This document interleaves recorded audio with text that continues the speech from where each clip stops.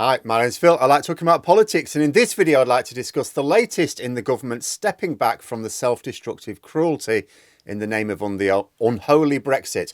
We've been alarmed to hear of the number of EU citizens who've been living happily in the UK for years being threatened with deportation because the system for establishing post-Brexit residency was not made clear. The government have now changed their mind and are making extra provision for these people to be able to apply for residency late. But first, if you'd like to be notified of daily news and politics, please subscribe to the channel.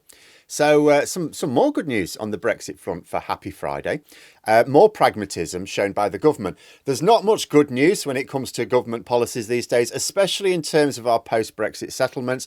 So it's worth pointing it out when it happens. I'll get back onto the doom and gloom tomorrow.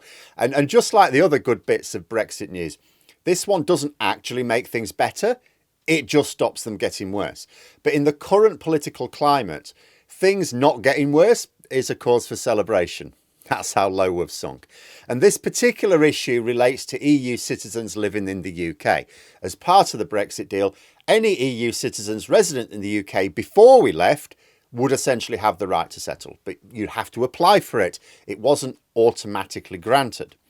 But lots of people didn't know about the EU settlement scheme. I've said before, the Conservative government really didn't bother to push important public messaging on the changes which would be coming once we left the EU, and especially after leaving the single market and customs union. The reason for this was largely, though not exclusively, because while it was still technically possible to stop Brexit, the Tories didn't want the general population realising just how many changes were coming. So they wanted people to believe that somehow life would continue as normal, everything would be the same, only there'd be a load of benefits thrown in.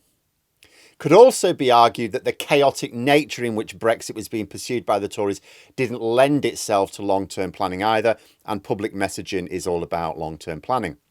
So the bottom line was that a lot of EU citizens, some of whom had been living here happily for decades, didn't know they needed to do anything extra to remain settled after Brexit. The EU settlement scheme was ended about 6 months after we left the single market. It is still possible for people to apply even now, as long as they've got reasonable grounds for not having been able to do so during that initial window. But last year, the Home Office decided that not knowing about the scheme, even though they hadn't gone to any lengths to tell people about it, should no longer be considered reasonable grounds. And since then, we've had a steady stream of stories of people suddenly finding out that they needed to apply, but now can't. And forcing these people out of the country, it's self-defeating in so many ways. Many of these people are economically active, so you're directly hitting our economy. If they own a business, then you're not only putting them out of business, you're depriving the community of that business. You're basically sacking all their workers as well, who may be UK workers. Many have settled down, have got family here.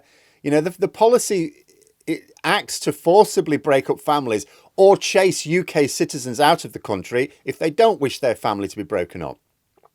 You know, there can be an impact on the wider community as well. In short, it was a terrible idea of the government to not bend over backwards to let these people stay. They'd already been granted residency anyway. It just needed to be, formalised after Brexit. I get how people with a Brexit mentality, because obviously I come from a completely different point of view, but I get how people with a Brexit mentality will go, well, hang on a minute. We want to avoid letting people stay here who were not resident before Brexit. But surely the only factor needed in determining whether someone should be granted settled status should be, were they lawfully resident in the UK before Brexit? And have they continued to be resident in the UK since? The answer to both questions is yes, and they can prove it, and that should be it. What we had here from the Home Office was an unnecessarily complex system of bureaucracy, something Brexit was supposed to do away with, but only actually made worse. And it's completely unfit for purpose. It doesn't help the Conservatives to chase long-term residents out of the country. It's not popular even. It's not practical either. So now the Home Office have relented. Not knowing about the scheme is now accepted as reasonable grounds for late applications. It's also easy to see how so many EU citizens wouldn't have known about the scheme. Because, some people will say, well, they must have known Brexit was coming. Why didn't they find out? Well, there's lots of cases, actually, of people in this country not finding things out, like, how to get out of the country at Easter, for example. And it's because the Conservatives kept emphasising the fact that nothing much would change. Nothing much will change. Nothing much will change. It'll all be fine. You can all carry on doing what you're doing. We're just going to provide these benefits. But the extra thing in this case was they had permanent residency cards issued to them. So they thought, well, this is permanent residency cards. I'm permanently resident, so that's fine. So, of course, they didn't necessarily think there'd be anything extra, especially if no one's telling them. So what's been happening over the past few years is that some of these people have had call to use these cards. And the Guardian cites examples, for example, applying for health insurance, only to be told, actually, they're useless now. Oh, no, this is no good anymore. It's permanent residency. Yeah, it's not that permanent, though. That's when they discovered that they needed to deal with a new load of Brexit red tape. But if they discovered this after last summer, then they're now being told, oh, yeah, you can apply late. What are your reasonable grounds? Well, I didn't know about it. That's no longer reasonable grounds. The fact that they have permanent residency cards is proof that they meet the criteria for settlement in post-Brexit Britain. All I imagine they really have to show on top of that is that they have carried on living here since, that they didn't move away and now just want to come back. People have had bank accounts frozen, preventing them from not only living but doing business, as well as the distressing threats of deportation. So good news that the Home Office have, under pressure, relented.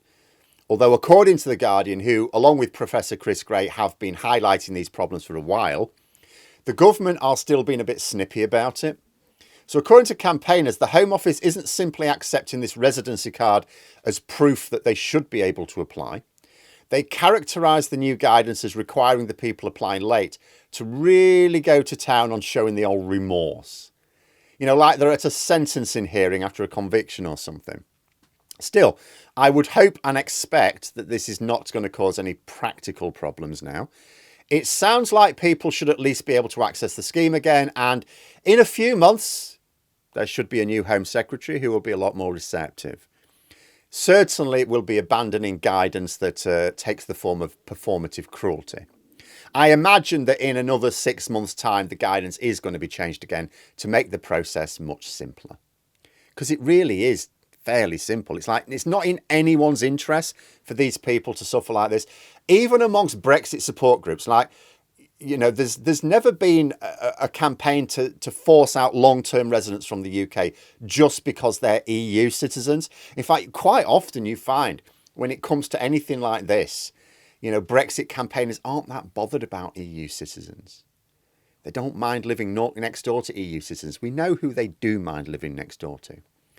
So I see a lot of Brexit campaigns on a day-to-day basis. I throw myself into the muck every day. And there's simply no call for this, even amongst the Brexit crowd. There's no call from any quarter. So it's of no electoral benefit to the Tories to do this. It can only harm them. And it's bad for the country. The next battle, of course, will be dealing with another group of long-term residents threatened with deportation, not just EU citizens in this case, citizens all over the world, as the Home Office tries to rip up families and communities, because we know that non-UK partners of UK citizens are going to be expected to earn well over the national average in order to be able to stay on a family visa. The next step will be getting the government of whichever party to, at the very least, make exceptions for those who'd already been granted this visa under the current rules. When they reapply, it should automatically be granted based on the previous rules, not new ones, because otherwise it's not just that you're preventing families from forming, you're actively breaking them up. There's always another battle to fight, isn't there? And these days, these battles increasingly are being caused by blinkered thinking about what Brexit was all about. I often think that maybe Brexit ended up being this exercise in performative cruelty because there aren't any benefits to it for ordinary people. And with a lack of tangible benefits, Brexit adherents had to pursue ideological purity as a justification. And of course, where ideology moves, suffering follows. But there we are. Those are my thoughts. Let me know yours in the comments below. I hope you found the video interesting. If you did, please click the like button. And if you'd like to support the channel further, the join button for memberships. And until next time, I'll see you later.